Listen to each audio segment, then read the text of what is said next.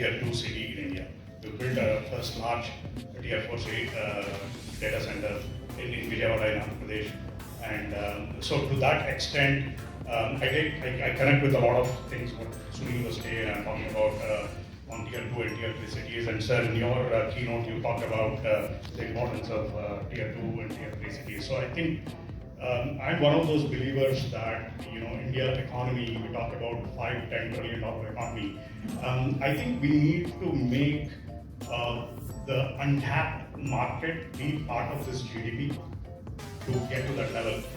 Places like Chennai, Mumbai, of course they will grow double, triple, whatever it is, but I think it can only contribute so much. I think that's the reason why, especially in a state like Tamil Nadu, fantastic tier 2, tier 3 cities are there, and it's very important when IT services, like in Madurai, like sir was saying, when there is so much of activity or ecosystem in places like Madurai and Coimbatore, why not data centers?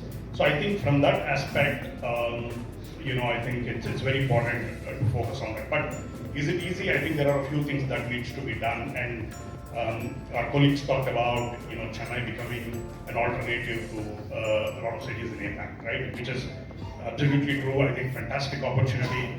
But I think the few things that need to be focused on is operational efficiencies and operational cost.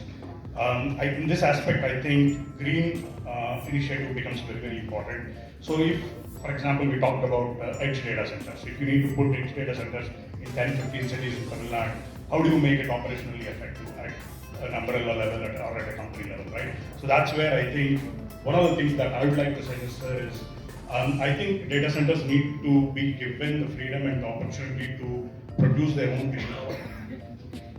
And use that green power not just in one facility, but across the state. If you have 10 facilities, you should be able to use that anywhere at a consolidated level. And also, in the same aspect, I think the incentives that the data center companies would be qualified, should also be looked at a consolidated level, at a company level, not just at an individual facility level, because otherwise the unit economics doesn't make sense.